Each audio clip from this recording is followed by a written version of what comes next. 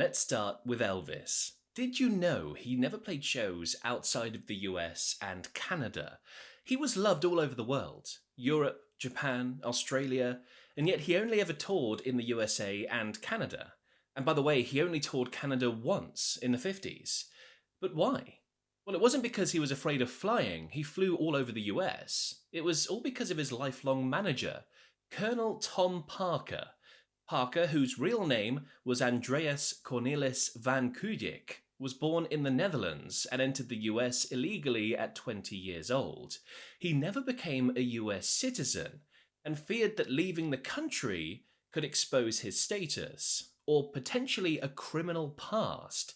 See, there were rumours of possible involvement in a crime in the Netherlands, though that was never proven.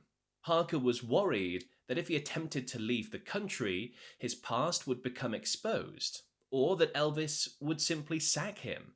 So he always came up with excuses as to why touring outside of the States would be unsuitable.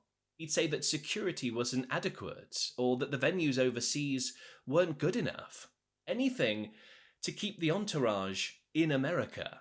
But he didn't just limit Elvis's tours, he also took advantage of him financially. It's reported that Parker took up to 50% of Elvis's earnings, whereas an ordinary manager fee would be around 15 to 20%. Parker also had a severe gambling addiction, and at one point owed millions to the Hilton Hotel's casino. They reached an agreement where he would work as a consultant to pay off that debt. In 1981, a judge ruled that Parker's management of Elvis's estate was unethical and he was removed from any official role. When he died in 1997, he was reportedly worth less than $1 million. How the mighty fall.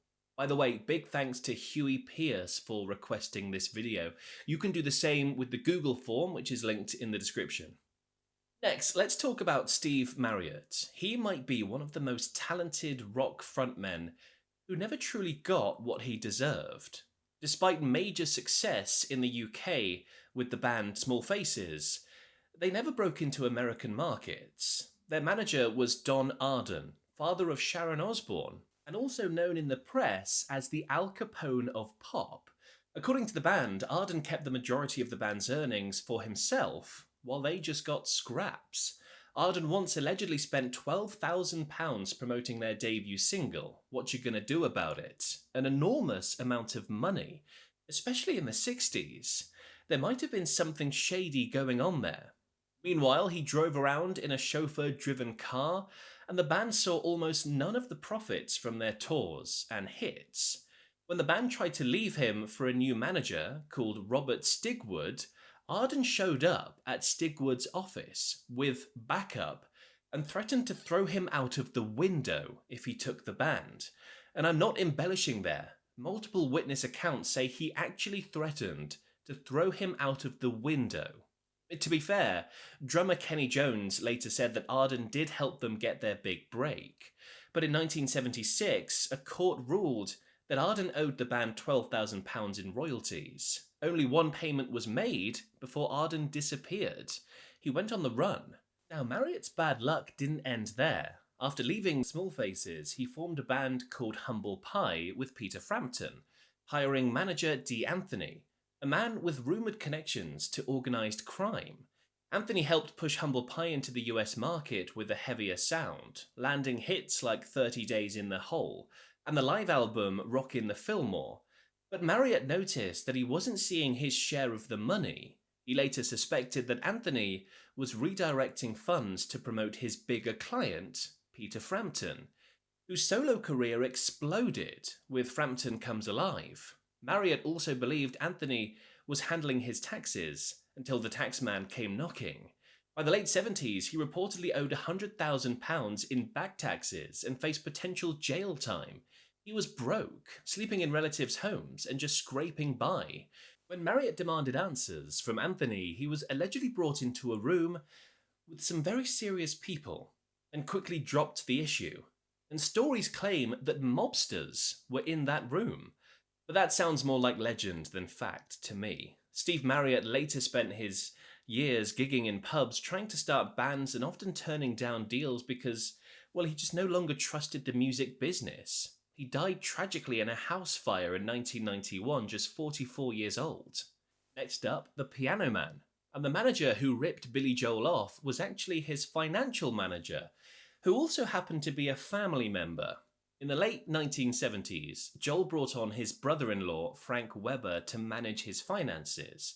At first, it seemed like a safe move. Someone close to him, someone he trusted. But by the late 1980s, that trust was shattered. An audit in '89 revealed massive financial irregularities.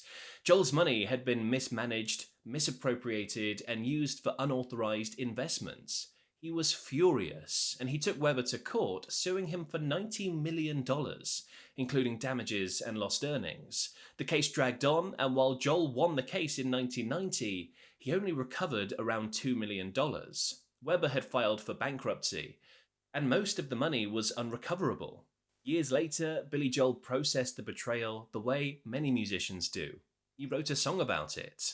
The Great Wall of China from his 1993 album River of Dreams is inspired by Frank Weber and the betrayal that Billy Joel went through. Next up is the boss, Bruce Springsteen. He had a very rough time with his manager Mike Appel. Appel co-produced Springsteen's breakthrough album Born to Run, the album that sent him stratospheric.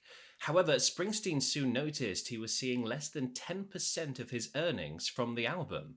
As well as this, he had disagreements with Appel concerning the direction of his career. He sued Laurel Canyon Limited, the management company owned by Mike, in 1976 for fraud, undue influence, and breach of trust. In less than 48 hours, Appel responded with a court injunction that stopped Springsteen from recording any music for a whole year. So, Springsteen and the E Street Band spent the next year touring relentlessly, refining their live show and keeping the lights on. By May 1977, both sides reached a settlement. Appel relinquished production control and some publishing rights in exchange for a payout, reportedly in the hundreds of thousands, and royalties of Bruce's 3 previous albums. And Bruce regained full creative freedom. It's not all bad though, because you could argue that this rocky period fueled the creativity behind Darkness on the Edge of Town. And how about the time John Fogerty of Creedence Clearwater Revival was sued for plagiarizing himself? Yeah, Creedence Clearwater Revival was signed to Fantasy Records, owned by Saul Zaentz. CCR would lose millions of dollars because of Zaentz. Free of Fantasy Records and now a solo act, Fogerty released Centerfield in 1985. 2 songs on that album caught the attention of Saul Zaentz. Zaentz Can't Dance and Mr. Greed. Guess who they were about? Fogerty was sued for defamation and was settled, with Fogerty changing the title of Zaentz Can't Dance to Vans Can't Dance. That wasn't the end of it though. Fantasy Records also sued Fogerty for plagiarizing CCR, his own band, specifically claiming that The Old Man Down the Road lifted its chorus from CCR's Run Through the Jungle. In 1988, Fogerty took the stand with his guitar, demonstrating how the songs merely shared a swampy style, not identical melodies. A jury agreed, and Fogerty was cleared. Now, moving on, we all know The Who had a reputation for being reckless, with trashing hotel rooms, destroying instruments, and the rest of it, right? But you could argue that their managers were even more reckless. With The Who's money, Kit Lambert and Chris Stamp started out as aspiring filmmakers, 2 friends working at Shepperton Studios, and they wanted to make a documentary about an unknown band trying to make it big. And they stumbled upon The Who. They were called the High Numbers back then. Kit Lambert watched Pete Townsend smash his guitar on stage and was immediately fascinated. He rushed to tell Stamp he had to see this band. The documentary began, but was soon abandoned when they realised this wasn't just a cool subject to make a documentary about. This was a serious rock band with real potential. They dropped the film idea and actually became the band's managers instead. Kit Lambert encouraged Pete Townsend to write his own songs, something that would change the trajectory of the band and rock music forever. They helped push the band toward bigger ideas, more ambitious music, and international fame. They were instrumental in getting The Who to tour America, breaking them into a much larger market. When it came time to record the album Tommy, Kit Lambert played a crucial role in shaping the concept. He helped keep the band focused, typed up outlines to help them understand the album's narrative, and pushed them to think cinematically about their music. Without Kit Lambert, Tommy might never have happened in the way that it did. It sounds like they were the perfect managers. So what went wrong? Well, a lot. As success mounted, so did pressure and drug use. Both Lambert and Stampt developed serious substance abuse problems. Finances got messy. Royalties weren't always properly accounted for. And over time, trust began to break down. Roger Daltrey in particular grew suspicious. In 1972, he pushed for an audit of the band's finances, and what he found confirmed his fears. Records were incomplete, and the band's money wasn't being managed responsibly.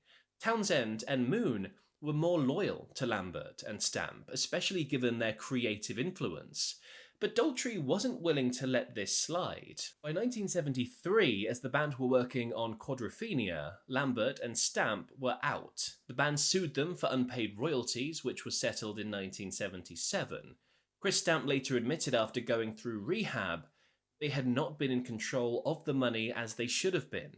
As for Kit Lambert, he ended up broke, battling addiction, and died in 1981 after a tragic fall. Now, Queen's story has been told many times, but when a story is this good, I don't think it matters. In 1972, after a while of being broke and unnoticed, Queen finally got an opportunity and signed a deal. Not with a record label though, with a production company called Trident, owned by Norman Sheffield. The deal went like this. Trident would manage them, give them studio time in their state-of-the-art facility, and handle their promotion. In return, Queen got paid a tiny allowance and gave up their rights to all their songs. Yeah, it was an awful deal, but at that point in their careers, they didn't really have much choice. As Brian May later put it, signing with Trident was probably the worst thing we ever did. Life under Trident wasn't glamorous. The band still took public transport. They shared clothes. They worked day jobs to make ends meet. John Deacon couldn't even get a £2,000 loan for a house deposit. By 1975, Queen had had enough. They found new management in John Reid, who also managed Elton John, left Trident behind, and recorded A Night at the Opera, their first true masterpiece. The album opens with Death on Two Legs, which has the lyrics, "You suck my blood like a leech, you break the law and you breach, screw my brain till it hurts, you've taken all my money, you still want more." Yeah, I wonder who that could be about. Norman Sheffield sued Queen and their label for defamation. They settled out of court, but by doing so, Sheffield essentially confirmed that the song was indeed about him. It was ugly, but at least Queen were now free to make some of their greatest work. And how about the Rolling Stones? One of the most famous cases of mismanagement in music history. Their manager Alan Klein had messed things up with the Stones so badly that the band actually had to flee to another country to avoid paying an ungodly amount of tax. While they were there in hiding though, they recorded a new album, and it turned out to be one of their best ever. You can get the full story of this one over there.